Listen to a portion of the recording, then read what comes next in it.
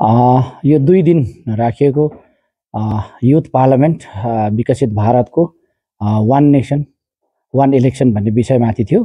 यस विषयमाथि हामी 5 जना ज्युरी मेम्बर्सले यो कम्पिटिसनलाई जज गर्दैथ्यौँ र यस जज गर्ने क्रममा पार्टिसिपेन्टहरूले 3 मिनट बोल्नुपर्ने थियो, जसमा उहाँहरूलाई 6वटा एरियामा जज गरिँदै थियो। एउटा एरिया थियो उहाँहरूको कन्टेन्ट एन्ड रेलेभेन्स, अर्को एरिया थियो क्ल्यारिटी एन्ड स्ट्रक्चर, अर्को थियो उहाँहरूको verbal communication and body language.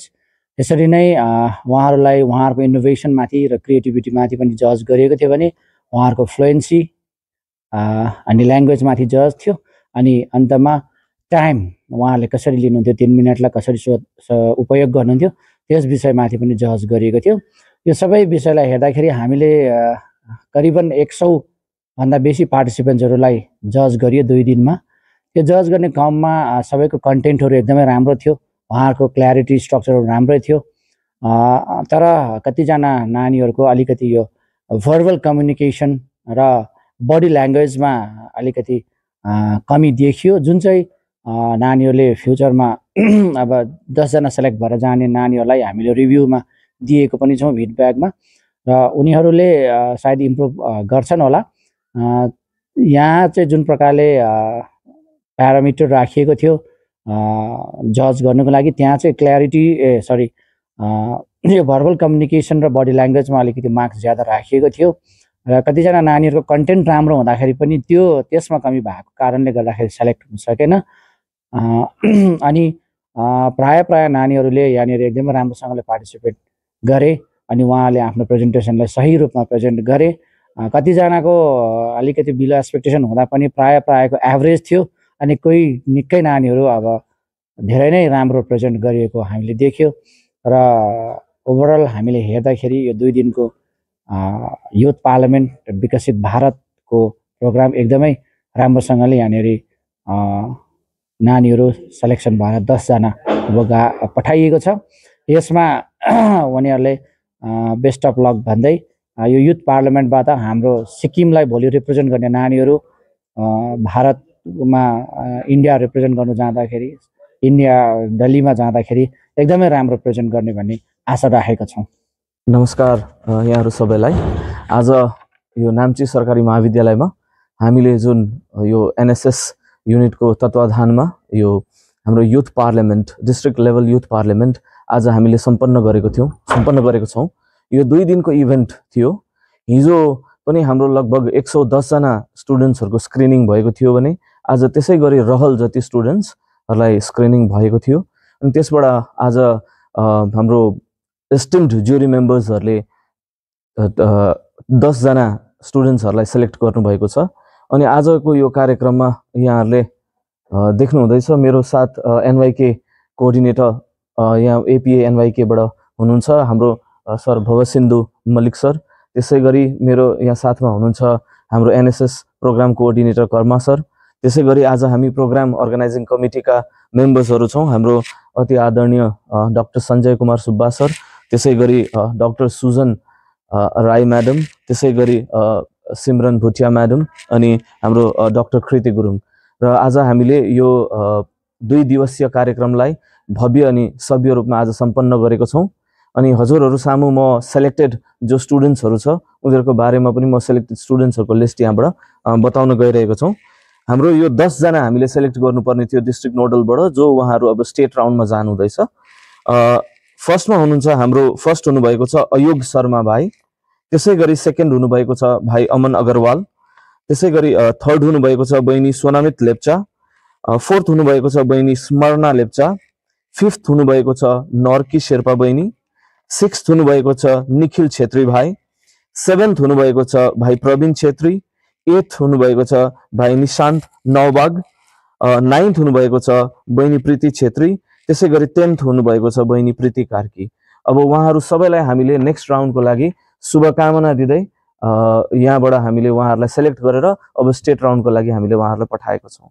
यसै गरी म आजका हाम्रो स्टेम्ड ज्युरी मेम्बर्सहरूलाई म आन्तरिक हृदयबाट धन्यवाद दिन चाहन्छु, जो एकदम छोटो अवधिमा पनि हाम्रो निमन्त्रणालाई स्वीकार गरेर यहाँ उपस्थित हुनुभयो। सर्वप्रथम हाम्रो तिलक छेत्री सर हुनुहुन्थ्यो एडी, यहाँ एजुकेसन डिपार्टमेन्ट नाम्चीबाट उहाँहरूलाई हामी धेरै आन्तरिक हृदयबाट उहाँलाई धन्यवाद दिन चाहन्छौँ।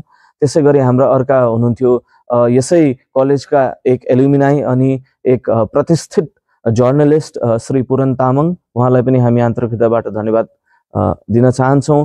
त्यसै गरी अर्को हाम्रो जुरी मेम्बरमा हुनुहुन्थ्यो बालकृष्ण सापकोटाज्यू जो पिजिटी हिन्दी हुनुहुन्छ। अनि त्यसै गरी हाम्रा अर्का एक युथ आइकन सर कुलप्रसाद छेत्रीज्यू, उहाँलाई पनि हामी आन्तरिक हृदयबाट धन्यवाद दिन चाहन्छौँ।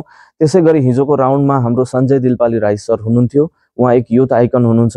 अनि त्यसै गरी आज उहाँको व्यक्तिगत व्यस्तताको कारणले गर्दा उहाँ आज यस कार्यक्रममा उपस्थित हुन सक्नु भएन।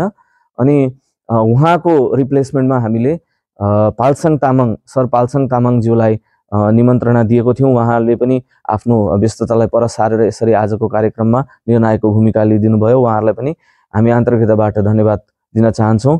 त्यसै गरी आजको यो कार्यक्रम यसै महाविद्यालयका प्राचार्यको सहयोग है, उहाँको सुझाव अनि उहाँले जुन हामीलाई मोटिभेसन एभ्री टाइम उहाँले दिनुभयो, त्यसको कारणले नै आजको कार्यक्रम हाम्रो सफल भएको छ।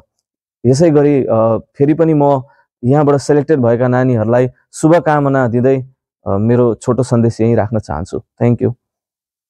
मेरो नाम चाहिँ अयोग शर्मा हो। म लिङ्गमु साउथ सिक्किमबाट अनि अहिले फिलहाल चाहिँ म एसएमआइटीमा पढ्दैछु, बिसिए कोर्स गर्दैछु त्यहाँनिर। म चाहिँ विकसित भारत युथ पार्लियामेन्टबाट आएको थिएँ। युथ पार्लियामेन्टको इभेन्टमा पार्टिसिपेट गर्न आएको थिएँ। अनि यो इभेन्ट चाहिँ मलाई एकजना साथीले भन्नुभएको थियो अनि त्यसमा फर्दर रिसर्च गर्दै जाँदा यो न्युज मिडियाहरू पनि धेरै फ्ल्यास भएको रहेछ। So yeah I'm taking part like that. अनि फर्स्टमा चाहिँ यो फर्स्ट रेजिस्ट्रेसन राउन्ड जुन चाहिँ थियो त्यहाँ चाहिँ हामीले अनलाइन एउटा माई भारत पोर्टलमा गएर फर्म फिलअप गर्नुपर्ने हुन्थ्यो। त्यहाँबाट आफ्टर फर्म फिलअप गरिसकेर चाहिँ एउटा 1 मिनटको रेजिस्ट्रेसन भिडियो अपलोड गर्नुपर्ने हुन्थ्यो त्यहाँनिर हामीले। सो त्यो चाहिँ 1 मिनटको रेजिस्ट्रेसन भिडियो अपलोड गर्दा त्यो स्क्रिनिङ भएर चाहिँ त्यसको बिहाफमा हामी सेलेक्ट भएर आएको यहाँनिर। एक्चुअली फर एगेन्स्ट केही पनि थिएन यसमा। यो टपिक चाहिँ 1 नेसन 1 इलेक्सन थियो।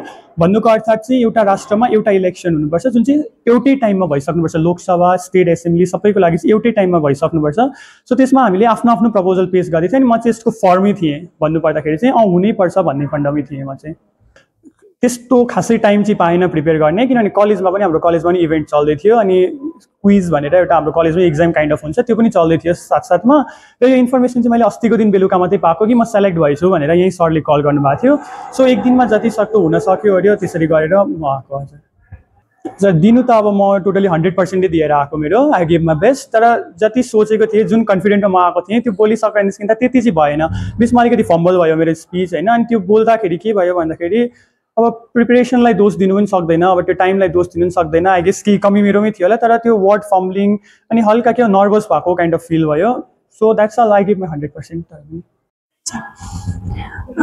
My name is Sudeshna Rai र I'm from English department र म चाहिँ 6th sem। My name is Akshata Rai, म सिक्किम गभर्नमेन्ट कलेज नाम्ची अनि म 6th सेमेस्टर इङ्ग्लिस अनर्स। आज हामी विकसित भारत युथ पार्लियामेन्टबाट त्यहाँबाट हामी पार्टिसिपेट गरेको। आज चाहिँ हाम्रो स्पिच थियो। टपिक चाहिँ 1 नेसन 1 इलेक्सन। अगाडि हामीलाई फर्स्टमा हामीलाई यो विकसित भारत पार्लियामेन्ट युथबाट चाहिँ नोटिफिकेसन अनि पार्टिसिपेट गरेको। अनि त्यहाँबाट चाहिँ हामीलाई स्क्रिनिङ गराउनु भयो। 1 मिनट स्पिच थियो। त्यहाँदेखि अब स्टार्टिङ हाम्रो इन्ट्रोडक्सन पहिला 1 मिनटको लागि युथ पार्लियामेन्टको दिनुपर्ने थियो। त्यहाँबाट स्क्रिनिङ भएर सेलेक्ट भएर हामीलाई आज 2 दिनको प्रोग्राम, आज र भोलिको चाहिँ 3 मिनट स्पिच थियो। अनि त्यो चाहिँ टपिक चाहिँ 1 नेसन 1 इलेक्सनको बारेमा। मेरो पोइन्टमा भन्दा चाहिँ यो 1 नेसन 1 इलेक्सन चाहिँ हाम्रो इन्डियामा अब हुनुपर्छ लाग्छ। बिकज अब यसको पोजिटिभ र नेगेटिभ पोइन्ट हेरौँ न। पोजिटिभ वेले हेऱ्यो भने जस्तै अब एकताल इलेक्सन भयो भने लोकसभा र पञ्चायतहरूको एकैतालमा हुँदा चाहिँ अब गभर्मेन्टलाई हाम्रो भोटर्सहरूलाई सुविस्ता भनौँ न। अनि लाइक त्यसको हामी नेगेटिभ पोइन्ट हेऱ्यो भने अब एकैतालमा भएकोले गर्दा चाहिँ फोर्सेसहरूलाई साह्रो पर्थ्यो किनभने एकैतालमा इलेक्सन हुँदा उनीहरूलाई अब फोर्स पुरा हुन्छ र भोटर्सहरूले गर्दा अनि मेरो पोइन्टमा भन्दा त अब म वेल प्रिपेयर त थिएन बट अब म स्टिल प्रिपेयर गरेर आएँ अब 100% त दिन सकेन बट मेरो आफ्नो बेस्ट ट्राई चाहिँ दिएँ अनि आशा लाग्छ मैले ट्राई गरेको केही त हुन्छ तर यो ट्राईले गर्दा पनि आफ्नो कन्फिडेन्ट बढ्यो नयाँ नलेज पायो नयाँ ओपिनियन सेयर गर्नु पायो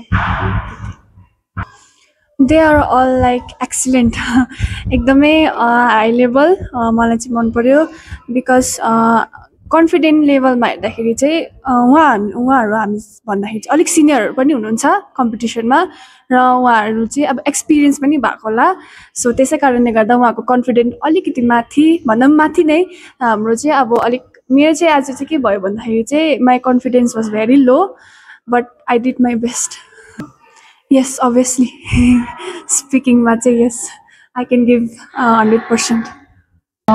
मलाई पनि त्यही लाग्छ बिकज नयाँ अपर्च्युनिटी आउँदै गर्छ त्यहाँदेखि त्यो अपर्च्युनिटी ग्राब गर्दै कन्फिडेन्ट लेभल पनि बढ्छ स्टार्टिङदेखि बिस्तारै स्टेप बाई स्टेप गर्दै अपर्च्युनिटी ग्राब गर्दै गयो भने हामीलाई कन्फिडेन्ट पनि बढ्छ नयाँ नलेज पनि आउँछ कतिवटा आफ्नो पोइन्ट्स सेयर पनि गर्नु पाउँछ अरूको पोइन्ट्स पनि हेर्नु पाउँछ